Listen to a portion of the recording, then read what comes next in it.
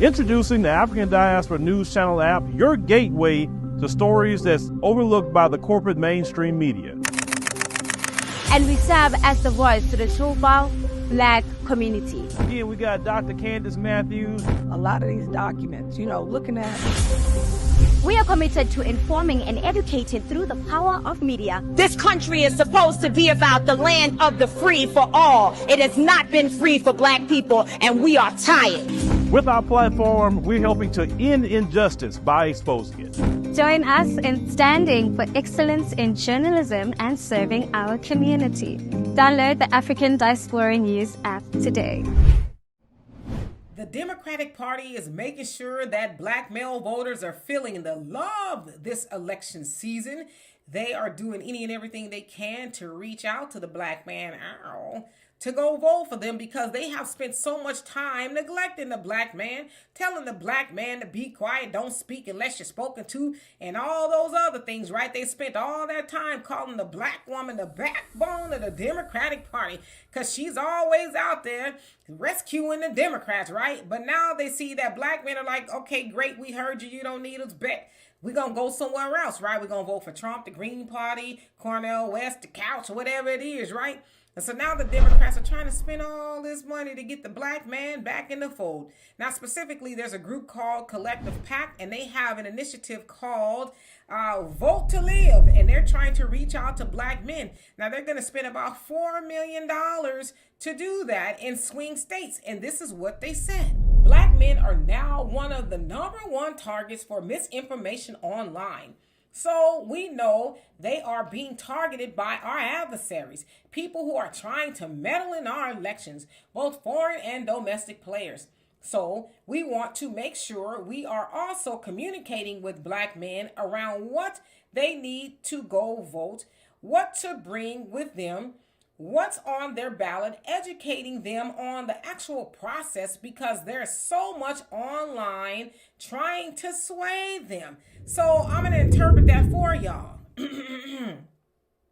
Black men, you do not have the sense God gave a cricket to decipher information for yourself. You are being led astray, run amok, bamboozled by forces outside of the Democratic plantation, and we don't want that to happen. We don't want them waking you up.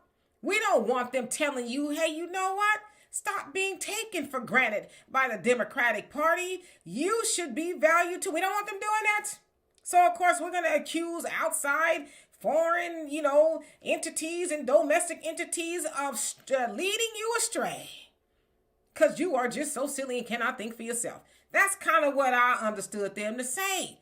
But my thing is, if you really want Black men to vote for the Democrats, give them something to vote for. Why is that so hard to understand? You know why?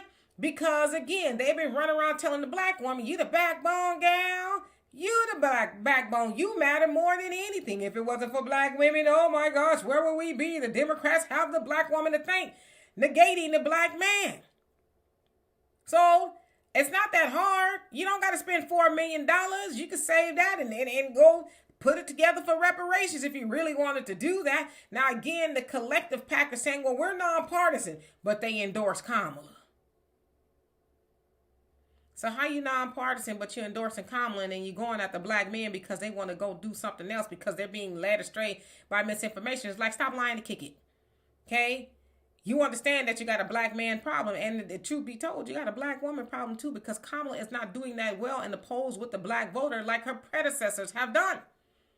And you know why you have a Black problem, but y'all want to dance all around that, because we want reparations. We want some tangibles. We don't want this nonsense of, we got to fight for democracy. When we fight, we win. Are you going to get joy? And we're going to vote for violence. We don't want none of that. We want something like everybody else is getting, because that Democrat Party that keeps on talking about, hey, Black men, how you doing? You've neglected them, and you went and helped all those migrants come over here and get all there is to get, while the Black man is probably the most unemployed, the most homeless, the most in prison, and not probably, but is, right?